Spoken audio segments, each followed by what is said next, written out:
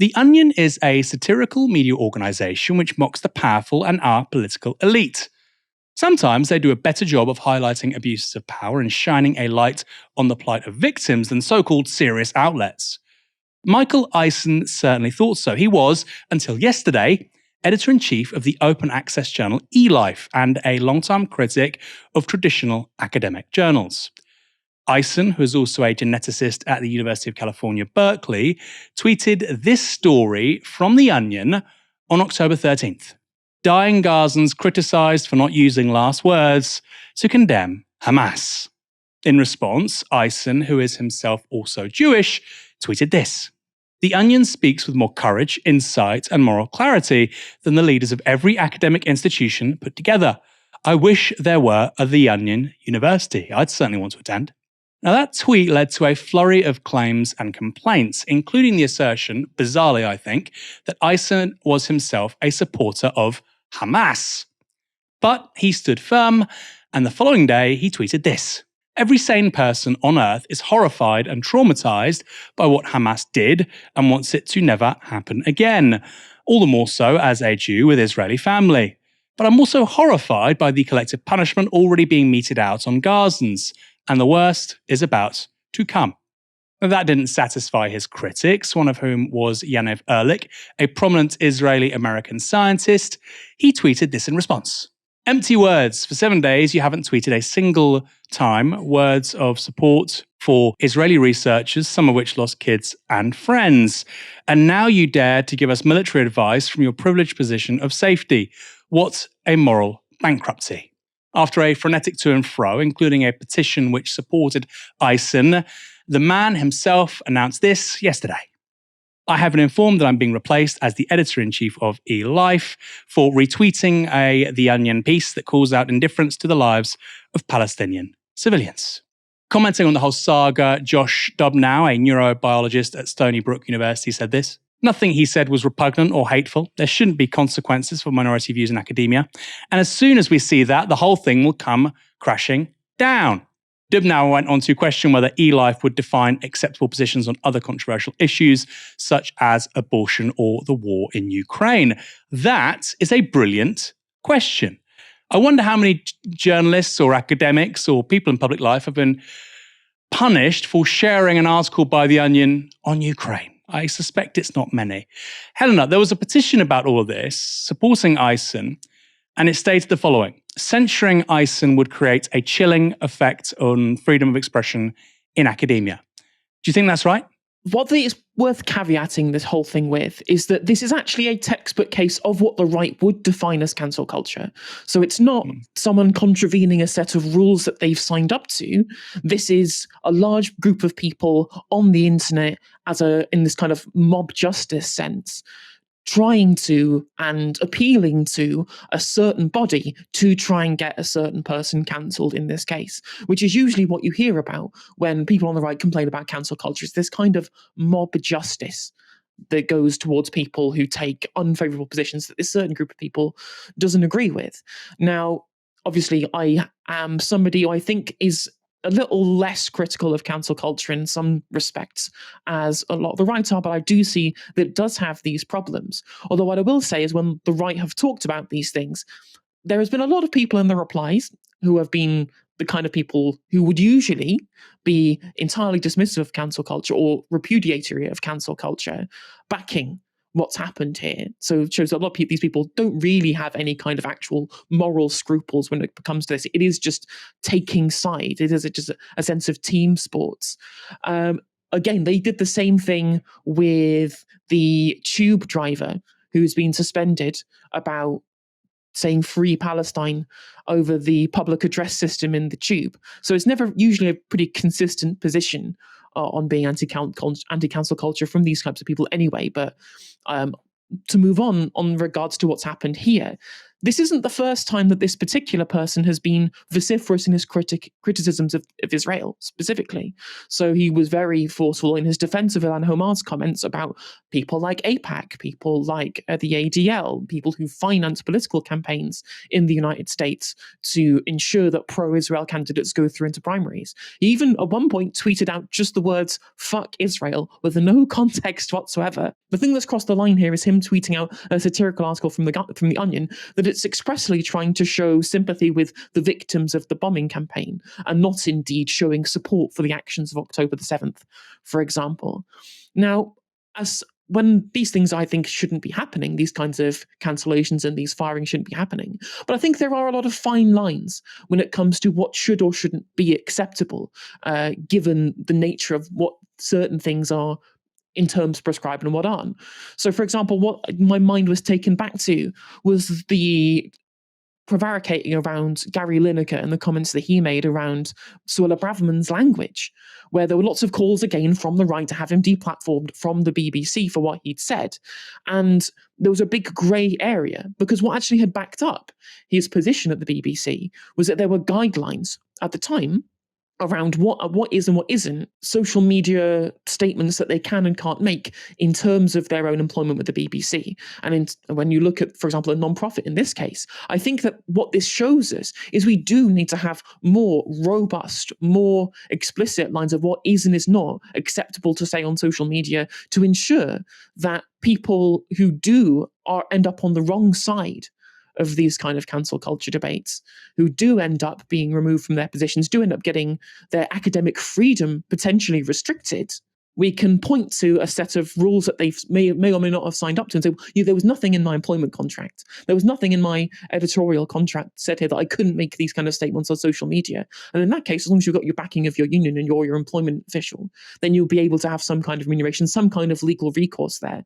But since, in terms of when you look at the Gary Lineker case, everything was really ambiguous, it's really difficult to be able to take a consistent position on these things. I'm not sure what you think. Well, I think also, because this is an academic setting, it's what makes this so concerning. I'll go back to the comment made by Josh Dubnow. Nothing he said was repugnant or hateful. Nothing he said was hateful. There shouldn't be consequences for minority views in academia. And as soon as we see that, the whole thing will come crashing down. People used to think the world was flat. And you had people like Copernicus, Galileo, who disagreed. And you had mobs going after them because they dissented. And we make progress through dissent. People challenge, receive wisdom. Often they're wrong. Sometimes they're right. And when they're right, that's how we get progress. That's how things get better. That's how you get scientific innovations. That's how you make society better for the mass of the population. And so I really have to push on this point that we could be seeing, I think, a sea change in how academia sort of conducts itself. If all of a sudden you can't have a view on a foreign policy dispute like this, when it doesn't even involve your own country, if your own country's at war, for instance, during the Second World War, you couldn't go in the streets and say, I support Adolf Hitler in this country. I know nobody really says that, but you could. There's lots of good history on this. People were being locked up for that kind of thing. In war, you understand that. It's explicable. But when your own society isn't involved in a conflict and you have a view on the deaths of up to 6,000 civilians. Now, bear in mind, according to the UN, around 9,500 civilians have died, Ukrainian civilians have died in the conflict in Ukraine, 9,500. Since October the 7th, almost 6,000 Gazan civilians have died. That really gives you a taste of what's going on here. Now, if academics in the United States can't call that out, the West has major problems. It has major, major problems. And as Dubnow said, he said nothing hateful. You could say it was unprofessional. You might say that the board of trustees or directors, they have a quiet word. But the idea that this is a firing offence, I find pretty remarkable. I find it pretty remarkable. Now, in response to that news, several of Ison's colleagues resigned from eLife in solidarity. One was Lara Urban, and she wrote this on Twitter.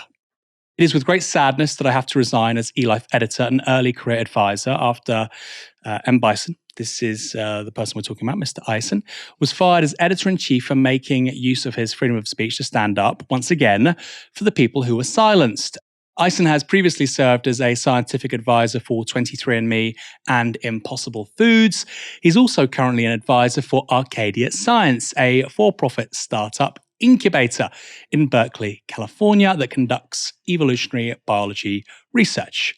A spokesperson for Arcadia said Eisen will continue in his advisory roles, saying they would not comment on his tweets as they don't pertain to his work with them. A bit of professionalism and intelligence there rather than hysteria, rather rare these days.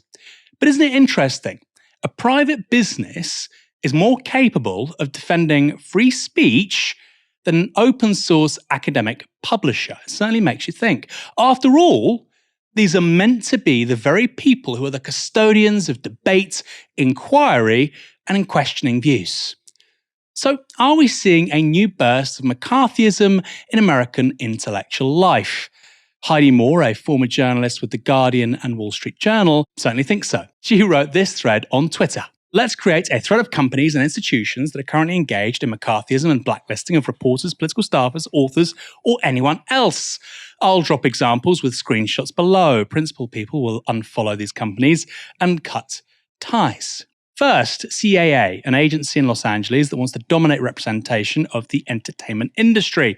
They demoted their head of film for saying the death of 5,000 people trapped in place was, as human rights groups agree, a genocide. Second, eLife, a publisher of biology journals that fired an editor for sharing a satirical post reinforcing the value of all human life regardless of ethnicity. Third, and this was a shocking one for me, NPR and BBC America have cooperated in pulling ads around Nathan Thrall's compassionate book, Humanizing Palestinians.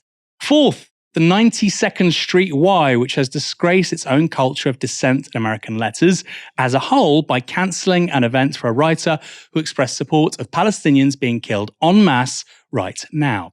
Fifth, John Fetterman, whose election progressives now widely attribute as a mistake, has openly supported the mass death of civilians in Palestine.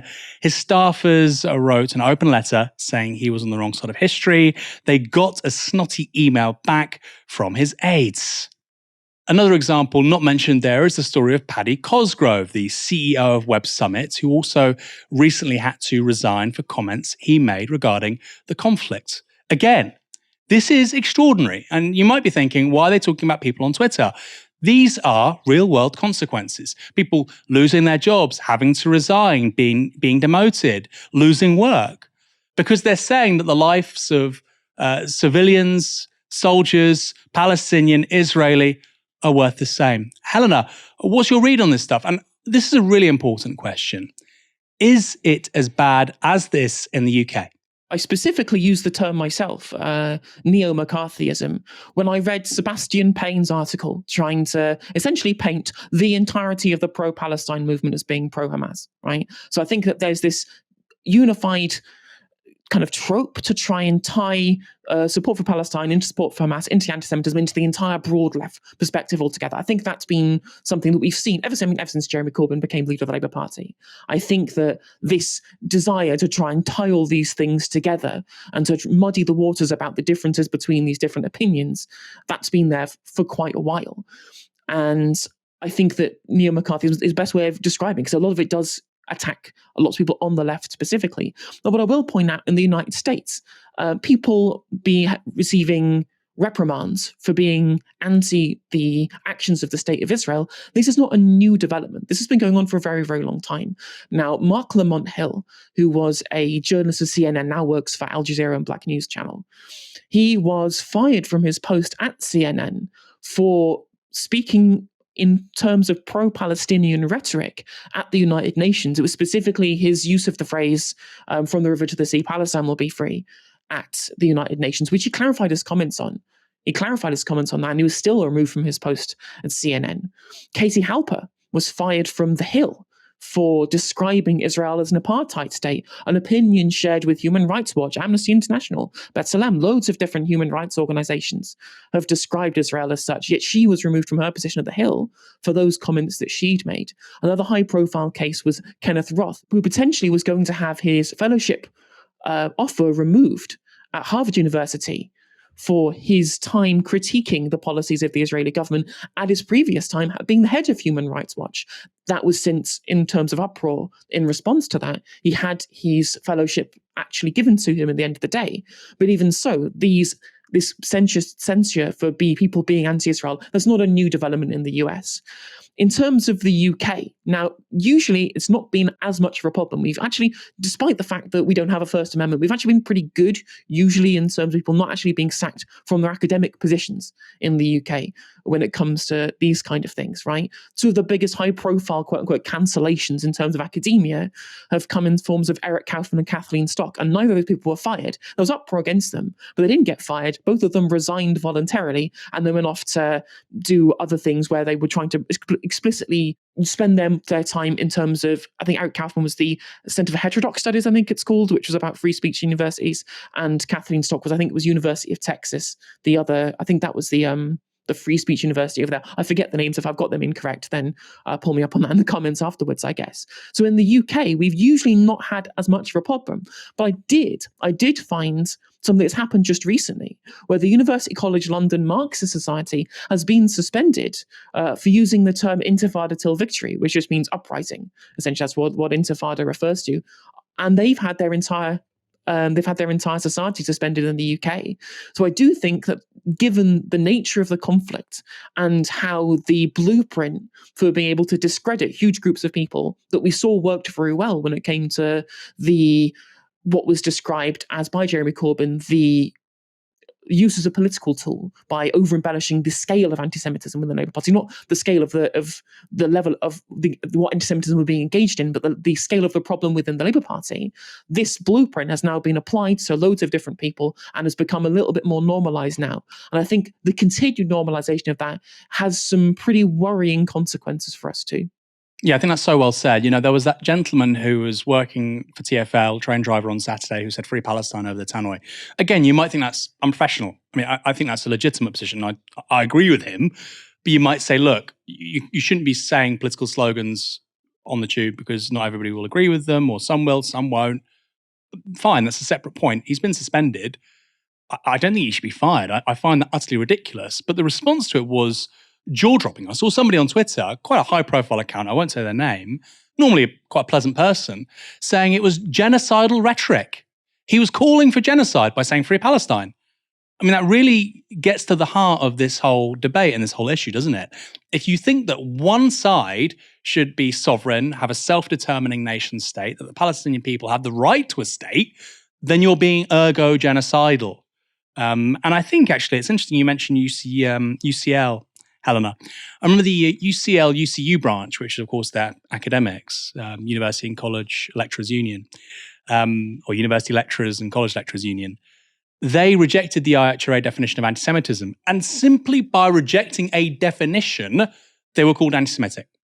And that's something we know here at Novara Media, because, of course, when this was all kicking off with the Labour Party, I think in 2018, they were saying, we'll accept the definition, but not the examples. Simply not accepting all the examples made you anti-Semitic. This is clearly ridiculous. It is clearly at odds with a society of debate, toleration, and respect, frankly. If somebody disagrees on a definition you hadn't heard until 10 minutes ago, that doesn't make them a racist. It's obscene. And we know this really well at Novara. I mean, there's so many stories. I personally think that we've been blacklisted in many, many outlets because we think that Palestinians have the right to self-determination as a people. Shouldn't be controversial. Apparently it is.